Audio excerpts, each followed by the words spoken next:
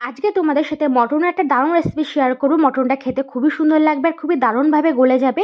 তোমরা কিন্তু full video দেখো। তার জন্য মটনটাকে ভালো করে প্রথমে ধুয়ে নিয়েছি, তারপরে পরিমাণ লবণ, হলুদ, লঙ্কার গুঁড়ো, টক দই দিয়ে 30 মিনিটের জন্য ম্যারিনেট করে রেখে দেবো।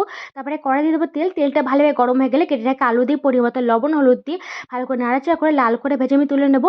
বেশি করে দেবো একটু তেল। তেলটা ভালোভাবে গরম হয়ে গেলে এবার দিয়ে দেবো ফোড়নে গরম মশলা আর জিরে। এবার দিয়ে দিচ্ছি পেঁয়াজ কুচি, টমেটো কুচি, এগুলো দিয়ে ভালো করে নাড়াচাড়া করে পেঁয়াজটা ভাজা ভাজা হয়ে গেলে বাকি মশলা দিয়ে দেবো, যেমন রসুন বাটা, জিরে, আদা, লঙ্কা বাটা। এগুলোতে মশলাটাকে ভালোভাবে কষে নেবো। ভালোভাবে কষানো হয়ে গেলে ম্যারিনেট করা মাংসটাকে দিয়ে দেবো।